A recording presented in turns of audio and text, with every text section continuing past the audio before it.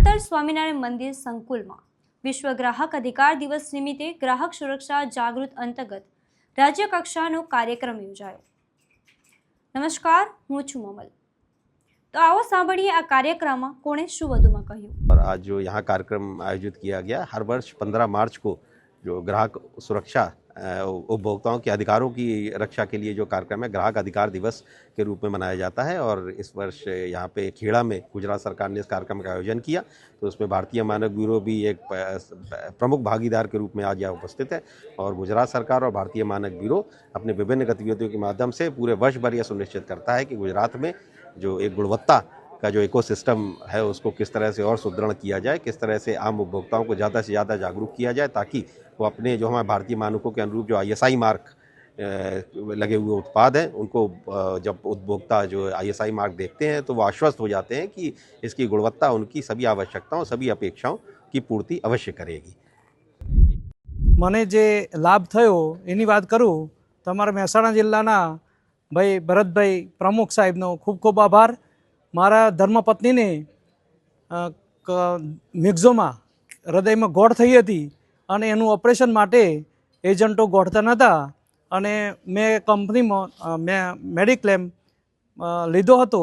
દર વર્ષે 13,777 રૂપિયા ભરતો હતો અને એજન્ટો દાદ નહોતા માગતા। છેવટે મેં બધી માહિતી અમારા પ્રમુખ સાહેબને આપી દીધી, છેલ્લા 3-4 વર્ષના ડોક્યુમેન્ટ, અને મારી ધર્મપત્નીને મેડિક્લેમ લીધો હતો જે અમે નિવાબુપા કંપનીનો લીધો હતો અને જે આપતા નહોતા। છેવટે મેં ગ્રાહક સુરક્ષા વિસનગર તાલુકામાં ગ્રાહક સુરક્ષા મંડળના પ્રમુખ ભરતભાઈ સાહેબને જાણ કરી અને એમને તમામ ડોક્યુમેન્ટ આપી દીધા અને મને 2,44,000 વત્તા 44,000 વ્યાજ અને 5,000 માનસિક ત્રાસ સાથે 3,41,000 રૂપિયા મને લાભ મળ્યો છે અને 90 દિવસમાં એનો ચુકાદો આવી ગયો અને સરસ જે અમારા મહેસાણા જિલ્લામાં 22 લાખ મળ્યા એમાં 3,41,000 મને મળ્યા છે। એટલે વિસનગર તાલુકાના ગ્રાહક સુરક્ષાના મંડળના પ્રમુખ શ્રી ભરતભાઈ સાહેબને ખૂબ ખૂબ આભાર વ્યક્ત કરું છું। માન્ય મંત્રીશ્રીની લાગણીથી અને ખેડા તેઓના પ્રભારી મંત્રી છે એટલે આજે વડતાલના મંદિરે ઉજવણી રાખવામાં આવી હતી। એમાં તમામ અધિકારીશ્રીઓ, માન્ય કલેક્ટરશ્રી, સ્વામીશ્રીઓ, નિયામક ભારત સરકાર અને તે તમામ હાજર હતા અને આજે વિશ્વ ગ્રાહક દિવસની ઉજવણી રાજ્ય કક્ષાની અહીંયા કરવામાં આવી છે। ખાસ કરીને ગ્રાહકોના અધિકારો પ્રત્યે અનેક કાર્યક્રમો થાય છે, તે પૈકીનો આજનો કાર્યક્રમ છે। આજના કાર્યક્રમનો મૂળ હેતુ શું હતો? જ્યારે ગ્રાહક સુરક્ષાની વાત કરીએ ત્યારે બે રીતે વાત થાય છે। એક થાય છે પ્રી લિટિગેશન અને બીજું થાય છે લિટિગેશન। કન્ઝ્યુમર કોર્ટમાં તે પોતાના સમાધાનનો ઉપાય કરી શકે છે, પણ એના પહેલાં ગુજરાતમાં ગ્રાહક મંડળો છે, ગુજરાતના 53 ગ્રાહક મંડળો છે જેને કાપા ગુજરાત સરકાર થકી નાણાં સહાય આપે છે અને આ મંડળોએ વર્ષ 2025-26માં જે સારી કામગીરી કરી હતી તેને પ્રોત્સાહિત કરવા માટે એવોર્ડ પણ આપવામાં આવેલ છે। કોઈપણ ગ્રાહક પોતાના અધિકારથી વંચિત ના રહે તે માટે આપના વિભાગોના શું પ્રયાસો છે આગામી સમયમાં? અમે કહેવાય કે હાલ વર્ષ 2026-27માં 2 MOU કર્યા છે અમે લોકોએ।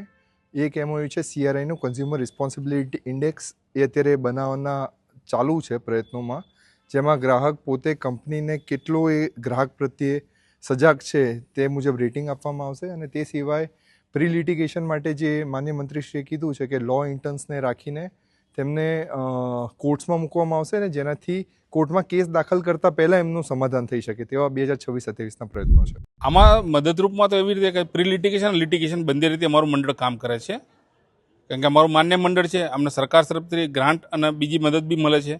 અને જે મંડળ જે કામ કરે છે, આ જે ગેમરબેનનો કેસ હતો લિટિગેશનમાં ગયા હતા, અમે આયોગમાં દાખલ કર્યો હતો, એમનો કોઈ વકીલ કે કોઈ બીજું કશું બધું જ મંડળે હાયર કરેલું હતું અને મંડળ પોતે જ એમનો કેસ લડી એમને 3,41,000 જેટલી મહત્તમ રકમ અપાવી હતી। પરંતુ અમે પ્રી લિટિગેશનની અંદર આ વર્ષની અંદર 1 કરોડ ઉપરની લોકોને પૈસા અપાયેલા છે। એમાં જનરલી પૈસા બિલ્ડરના જે પ્લોટો જે છે અને મકાનોની અંદર જે પૂરું બાંધકામ નથી કરતા અને ખોટી રીતે હેરાન કરે છે, તો એવા પૈસાના વળતરો વધુ અપાયેલા છે। ખાસ કરીને ગ્રાહકોને આજના દિવસે શું સંદેશ આપવા માંગશો કે તેમના હક માટે જાગૃત બને? એમના હક માટે 100% ગ્રાહકે જાગૃત બનવું જોઈએ અને જ્યાં સુધી ગ્રાહક પોતે જાગૃત નહીં બને પોતે કોઈ પણ વસ્તુ ખરીદતા પહેલાં એની ચકાસણીને પૂરેપૂરું લિટરેચર, બિલ અને એગ્રીમેન્ટ કમ્પ્લીટલી નહીં કરે ત્યાં સુધી ગ્રાહક છેતરાતો રહેશે. ગ્રાહકે પોતે જાગૃત બનવું પડશે. સરકાર તો મદદ કરે જ છે બધી રીતે, પણ આ મંડળો બી સાથે મદદ કરે. ગુજરાતમાં 57 મંડળો છે, એ બધા મંડળો આ રીતે કામ કરે છે અને તમામ મંડળોના પ્રતિનિધિ અહીંયા હાજર છે. અહીંયા આજે ઘણા બધા મંડળો, 5 એક મંડળને સન્માન થયું. એ તમામ મારા મિત્રોને હું અભિનંદન પાઠવું છું અને એમની ઉત્તમ કામગીરી માટે. ખરેખર ડીસાના મંડળે જે રેડિયો સ્ટેશન ચાલુ કર્યું છે, CRCએ જે વર્લ્ડ લેવલે જે કામ કરી રહી છે, અમારું મંડળ જે ગ્રામીણ લેવલે કામ કરી રહ્યું છે, બધા મંડળો પોતપોતાની એક આગવી ઓળખ સાથે કામ કરી રહ્યા છે. આ સમગ્ર મામલે આપ શું વિચારો છો? કોમેન્ટ કરીને અમને જરૂરથી જણાવજો. અત્યાર માટે બસ આટલું જ. ધન્યવાદ.